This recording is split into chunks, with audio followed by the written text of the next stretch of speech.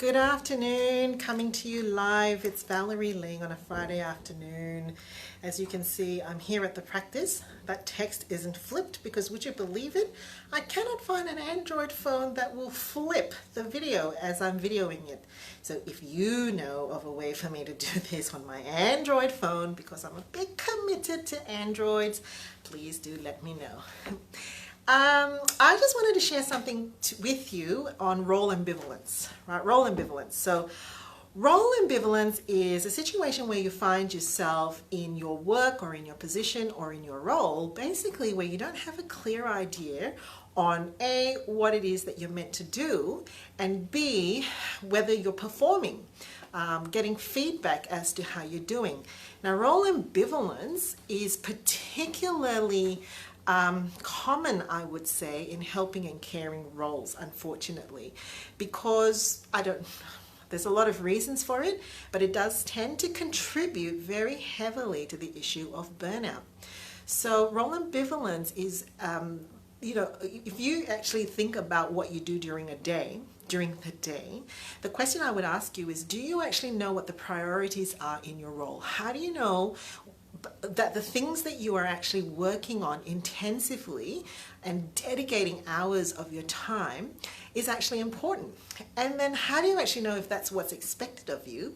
And then how do you actually know if you're actually performing in your role according to those tasks and expectations? If you don't have solid answers to that, it could actually be closely linked to your stress levels and your feeling that you're not actually achieving or doing things that are worthwhile or even within your meaning zone, and that will very quickly lead to burnout. So I've just spent the day this afternoon, the reason why I thought about it was I was basically nutting out some job descriptions, but also role clarity for one of our new team members. I was very concerned that I would like some feedback and like to be able to give this person some feedback because I know it's closely linked to burnout. So role clarity involves you actually testing out your expectations for yourself as well. Are you having too much of expectations for yourself? Do you actually think that you're picking up tasks and responding to things that you're meant to do? There's a great show that I watched once, and it was about a person who worked in the office who was labeled the Post-it lady. She was labeled the Post-it lady because she got herself into a situation where if anybody put a Post-it on her desk, she would immediately respond to it and it would get done. And after a while, the culture just became that whatever was needed, whether it was to grab 12 coffees, or can you post this, or can you pick this up, she was the go-to Post-it person. Hello there. And so my question is, do you have expectations of yourself, or have you given expectations or given rise to expectations with other people that your role is becoming more and more muddied and unclarified? The second thing is, do you actually have a way to get feedback? In the helping and caring professions and roles, even if you're a volunteer or taking care of a loved one, you don't often get positive feedback, right?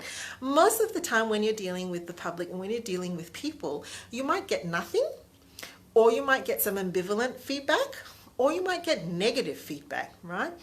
But do you have a place or a person identified who will give you credible, objective, and valuable feedback that not only is constructive for you to grow, but is also positive, so you know what you can repeat?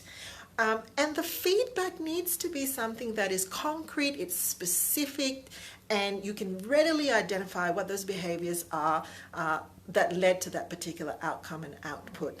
So that's my parting Friday thought for you on role clarity. Have a great weekend and happy Australia Day.